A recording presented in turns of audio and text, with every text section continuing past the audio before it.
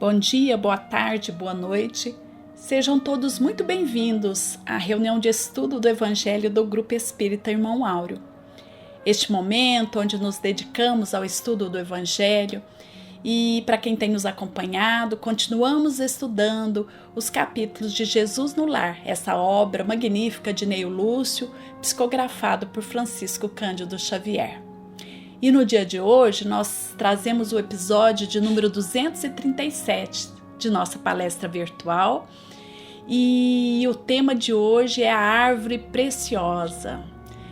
Este estudo é muito interessante, nos conduz a reflexões profundas e quem preparou o estudo com muito carinho foi o Fabiano. Então ele traz essa descrição de Neio Lúcio nesse momento de Jesus junto aos discípulos, então que possamos nos transportar para essa lição, também nos colocando lá e também olhando para nós mesmos, né, identificando aí os caminhos que podemos percorrer a partir de então. E lembrando também que na descrição do vídeo existem bibliografias complementares, quando podemos aprofundar o tema do dia. E convidamos todos a ouvir e ao final do podcast teremos o nosso encerramento com mais uma belíssima lição de Maria Dolores, denominada A Ponte de Luz. Então fique conosco, que todos possamos aproveitar muito esse estudo.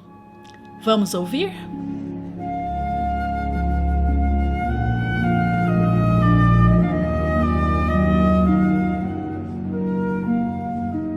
Olá a todos, mais uma vez estamos aqui na proposta de aprofundar os conhecimentos do Evangelho à luz da doutrina espírita. E os capítulos do livro Jesus no Lar, que abordam questões importantes numa narrativa simples, mas muito didática, nos facilitam bastante essa tarefa. Neio Lúcio, narrando passagens de Jesus de forma singela e didaticamente estruturada, toca em questões importantes, facilitando nossa compreensão e o entendimento, mas também nos convida a olhar cuidadoso para aproveitarmos todas as oportunidades de reflexão e aprendizado. Hoje abordaremos a lição intitulada A Árvore Preciosa. Basicamente, a lição central é uma pequena parábola, uma história de Jesus sobre uma árvore especial. A gente já vai abordar ela daqui a pouquinho, em breve. Mas antes, eu quero destacar o começo da narrativa. Ela começa com um pedido de Zebedeu. Ele narra que Zebedeu solicita ao Cristo que conte uma história para entender melhor a necessidade da fraternidade nas relações humanas, a fim de aprimorar a obra da construção do reino de Deus nos corações. Mas quem era Zebedeu? Em especial, o que lhe garante essa maior intimidade com Cristo? Não era qualquer um que podia chegar e falar: Jesus, conta uma história sobre isso. Zebedeu era pai de Tiago e João. João tinha o apelido de Filho do Trovão. Então ele não era qualquer um. Toda a família tinha uma história com Cristo. Inclusive partilhava, por conta dessa história, uma certa intimidade um pouquinho maior com Jesus. Diversas passagens bíblicas relatam diálogos, por exemplo, da mãe dos dois meninos, da esposa de Zebedeu, com Jesus.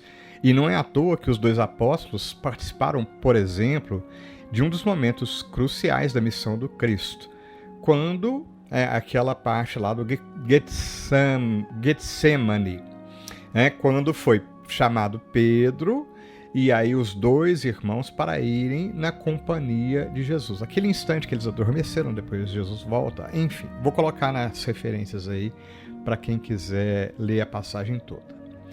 Então, a gente nota que não era apenas Zebedeu, mas toda a família gozava dessa proximidade e também de uma convivência mais afetuosa com Jesus. Eles tinham um histórico de convivência, Segundo Emmanuel, então, numa lição intitulada Afinidade, do livro Roteiro, ele escreve num dos trechos assim: toda criatura absorve, sem perceber, a influência alheia nos recursos imponderáveis que lhe equilibram a existência. em forma de impulsos e estímulos, a alma recolhe nos pensamentos que atrai as forças de sustentação que lhe garantem as tarefas no lugar em que se coloca. Olha que interessante. A gente nota aqui, né, na fala de Emmanuel, uma questão importante. E aí a gente vai retomar essa questão, vai perceber que isso aparece lá na frente, né, na história, a gente vai voltar nesse ponto. Se existem afinidades estabelecidas e se até certo ponto esses vínculos, as vinculações que nos unem são um processo natural e quase automático, por assim dizer, isso não nos isenta de responsabilidade. Ao contrário, ou seja, a gente tem que ficar mais vigilante com os nossos atos, com as nossas ações, os nossos sentimentos, porque nós nos tornamos um princípio gerador de afinidades e vinculações. Acontece que, normalmente, a gente inverte o processo, né? A gente passa a culpar aqueles que nos cercam, as pessoas, os espíritos, né? Principalmente no caso de situações menos agradáveis, de estarem nos influenciando. São elas que nos influenciam, são elas que nos atrapalham, quando, na verdade, nós apenas atraímos, pelos sentimentos infelizes que nutrimos, as companhias que se sentem e que pensam como nós. E constantemente a gente vai pedir nas nossas preces que os bons espíritos se aproximem. A gente quer a companhia dos bons espíritos.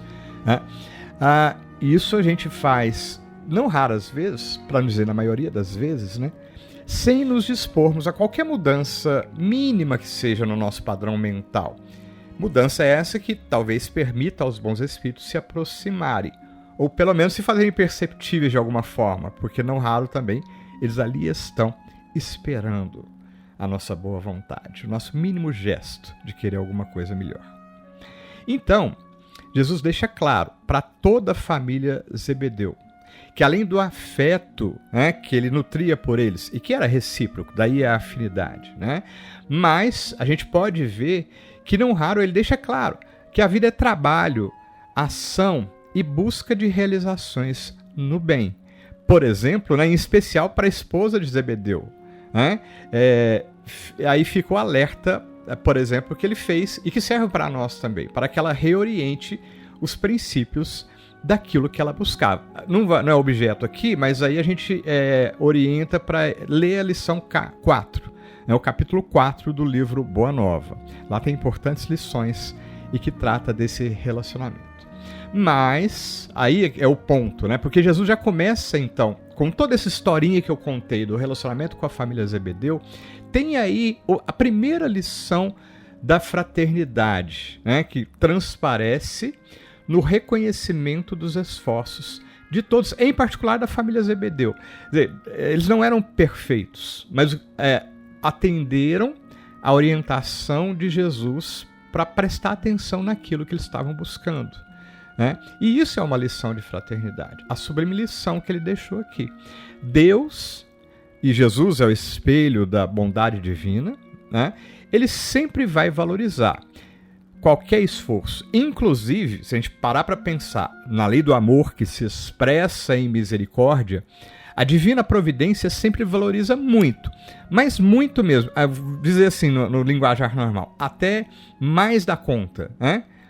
Deus então sempre vai valorizar muito, por acréscimo de misericórdia, cada esforço, por menor que seja, no sentido de um aprendizado, de buscar o crescimento e cada vivência do bem possível por cada um de nós. Aqui é a primeira questão da fraternidade, né? O que a gente vai aprofundar em outras questões. E isso nos leva agora, né, feito esse preâmbulo, à parábola, né? Eu vou resumir bem, né? Já peço desculpa aqui, porque não tenho, vamos dizer assim, a desenvoltura de Neio Lúcio e dos autores espirituais, mas ainda bem que Neio Lúcio tem a lição lá, ele é bem mais virtuoso, né, do que eu, então quem quiser ver em detalhes, por favor, pode ler a lição na íntegra lá, que está bem, muito melhor do que eu estou colocando aqui. Mas o resumo, né? Eu vou dar aqui o resumo. Só que antes eu vou fazer uma pergunta. Vou provocar. Estou lembrando da Juliana aqui, né? Uma pergunta provocativa. O que nós faríamos se recebesse nesse exato instante que você está me ouvindo? Agora, tá? Chega um anjo, né, celeste, está te visitando aí agora, e ele fala: eu trouxe para você, para cada um de nós, todos os recursos necessários e suficientes para nossa felicidade. E, indo além, né, se esse anjo favorecesse para nós agora não só esses recursos, mas recursos suficientes para a felicidade dos nossos familiares. E indo mais além ainda, você ganhou aqui todos os recursos para garantir a felicidade de toda a humanidade. É um milagre, né? Então, aí eu quero que você já reflita aqui enquanto eu vou contar a parábola resumida. O que é que você faria? Então, enquanto você reflete, vou continuar aqui. A parábola é bem simples. Diz que o emissário divino traz um aglomerado, um conjunto de homens, né, as sementes de uma árvore maravilhosa, cujos frutos são capazes de render a felicidade plena a toda a humanidade. Agora você começou a entender a pergunta provocativa, né? Entretanto, ele impõe uma condição, de que todos se desdobrem em esforço conjunto, pois o cultivo adequado daquela árvore, né, desde a semente até se fazer a árvore feita, requer a ação de todos, visto que cada um deverá possuir recursos únicos e necessários para a árvore crescer e frutificar. Apenas a somatória de todos os recursos que cada um pode trazer seriam suficientes para que a árvore se desenvolva com o tempo de maneira adequada e assim garanta no futuro bonanças e virtudes para a humanidade inteira. Essa é a história. Aí você já adivinha o final dessa história, né? A gente já sabe o que acontece. Cada qual quer a árvore apenas para si. Portanto, cada um se fecha egoisticamente em suas necessidades e aí tudo desanda. Resumindo o final nos dizeres de Neio Lúcio. E tantos senhores provisórios da água e do adubo, da terra e dos elementos defensivos, quanto os demais candidatos à posse da riqueza celeste, passaram a lutar em desequilíbrio pleno, exterminando-se reciprocamente. Ou seja, o negócio azedou, virou guerra, e não apenas a árvore não frutificou, como exterminaram-se reciprocamente. A história é bastante simples. E aí agora a gente parte, porque logo na sequência, Jesus inicia os esclarecimentos que a gente vai detalhar, pedacinho por pedacinho. Primeira frase. Jesus diz assim: este é o símbolo da guerra improfícua dos homens em derredor da felicidade. Aqui, o próprio conceito de guerra por si mesmo, né, e não foi colocado aqui à toa, porque ele é a expressão de uma irracionalidade profunda.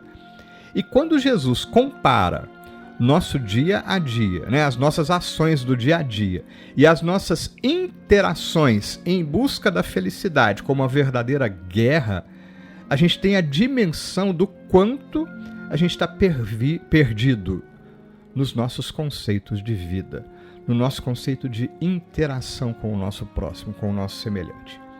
Improfícuo é sinônimo de inútil, ineficaz, vão. É aquilo que não produz frutos, que em nada acrescenta ao nosso espírito. E isso, gente, é gravíssimo, pois significa paralisia na nossa caminhada espiritual. Deveria acender luz vermelha, não é nem amarela, luz vermelha no sinaleiro, sabe? A gente deveria ficar muito atento a esse tipo de postura. Por isso que Jesus começa dessa forma. Aí ele continua. Os talentos do Pai foram concedidos aos filhos indistintamente para que aprendam a desfrutar os dons eternos com entendimento e harmonia. Ou seja, nós, a humanidade inteira, já recebemos as sementes desta árvore. Todos já dispomos dos recursos mais que suficientes para contínuo aprendizado e crescimento espiritual. Inclusive, daqueles recursos necessários para vivermos nossas relações de forma harmoniosa. Lembra da pergunta provocativa lá? Pois é, a gente está contando aqui agora que a gente já recebe esses recursos todos os dias, em oportunidades que se renovam. Sempre chega a nós todo o suficiente para que possamos, de uma forma ou de outra, construir a nossa felicidade espiritual. Mas a gente também não pode esquecer que esse processo, que essas sementes se tratam de processo cuja finalidade é aprendizado. E isso significa esforço, mas não apenas esforço, é esforço mútuo, contínuo, e que não é uniforme. Temos que também aprender a lidar com as diferenças que aparecem naturalmente na convivência, sem perder de vista o objetivo último, o bem comum. Notem, não é o meu próprio bem, mas é o bem comum, que é a única forma de garantir também o meu bem-estar. Se eu penso no bem de todos, o meu bem está garantido.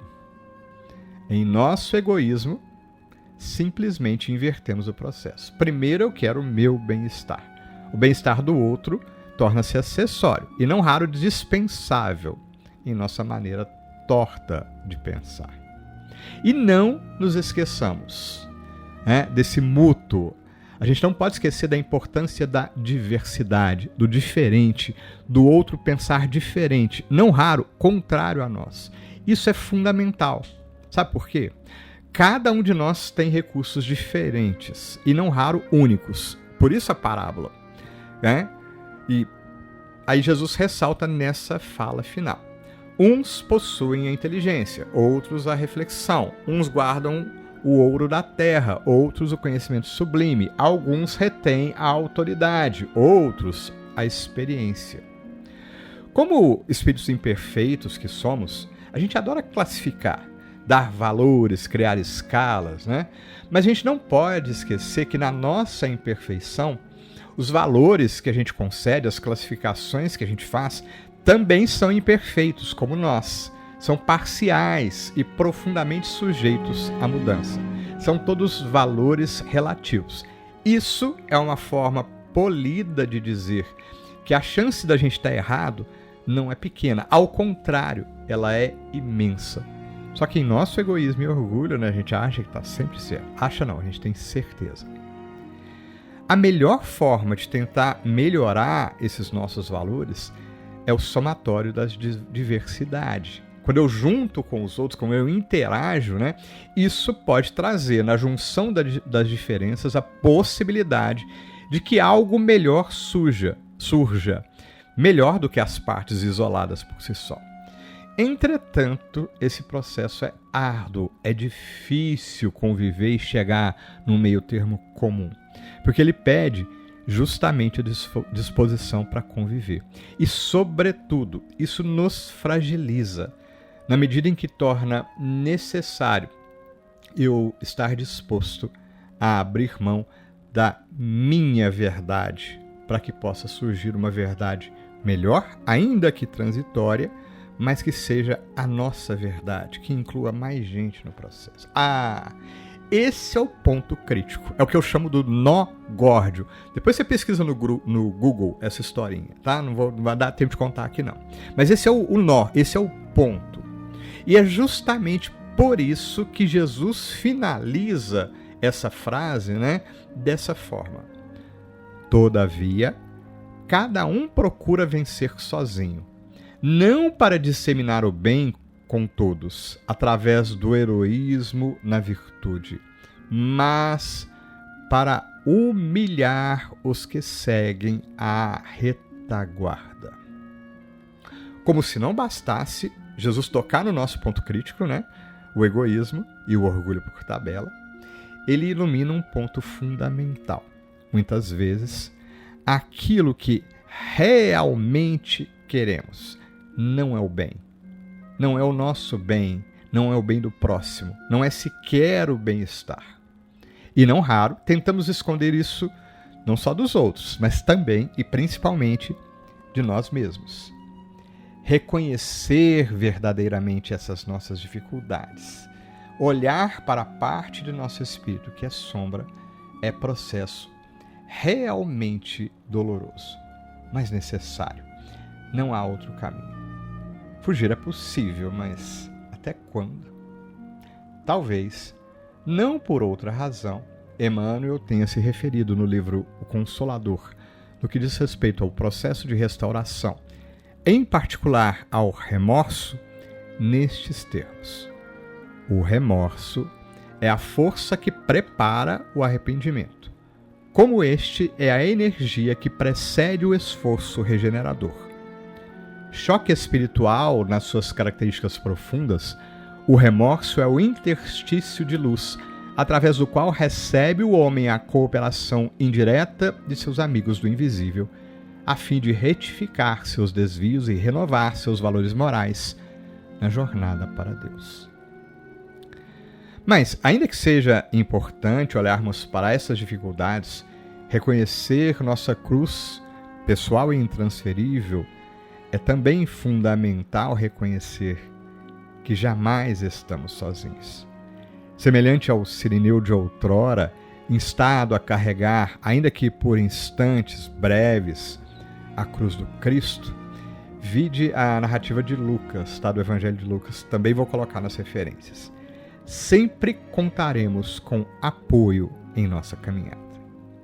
Entretanto, e aqui a gente já caminha para finalizar, eu queria ressaltar uma mensagem de Emmanuel que trata dessa parte do sirineu, no livro Fonte Viva, na lição 140, cujo título é Após Jesus.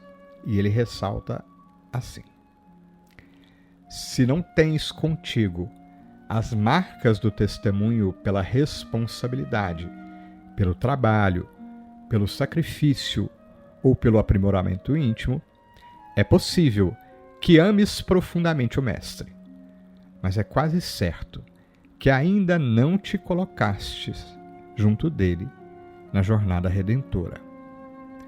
Abençoemos, pois, a nossa cruz e sigamo-lo, destemorosos, buscando a vitória do amor e a ressurreição eterna. E com essa passagem que eu deixo para sua reflexão, convido a todos que possamos seguir confiantes e dispostos para uma semana repleta de oportunidades de aprendizado e crescimento. A ponte de luz. Terminara Jesus a prédica no monte. Nisso o apóstolo Pedro se aproxima e diz-lhe: Senhor, existe alguma ponte que nos conduz ao alto, ao céu que brilha muito acima? Conforme ouvi de tua própria voz, sei que o reino do amor está dentro de nós. Mas deve haver no além o país da beleza, mais sublime que o sol em fulgor e grandeza. Onde essa ligação, Senhor, esse divino acesso? Jesus silenciou, como entrando em recesso da palavra de luz que lhe fluía a jorro. Circunvagou o olhar pelas pedras do morro e, depois de comprimida reflexão, falou ao companheiro: Ouve, Simão, em verdade essa ponte que imaginas existe para a vida soberana, mas temos de atingi-la por estrada, que não é bem a antiga estrada humana. Como será, Senhor, esse caminho? Tornou Simão a perguntar.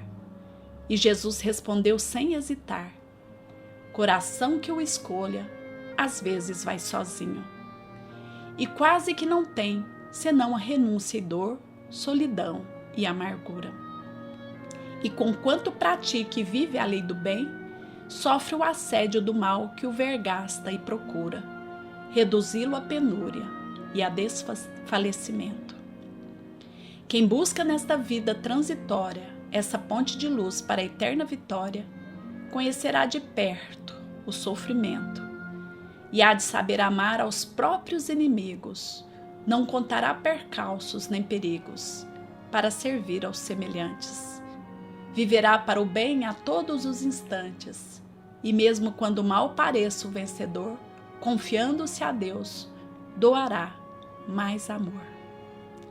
E ainda que a morte, Pedro, se lhe imponha, na injustiça ferindo-lhe a vergonha, aceitará pedradas sem ferir, desculpará injúria e humilhação, se deseja elevar o coração à ponte para o reino do porvir.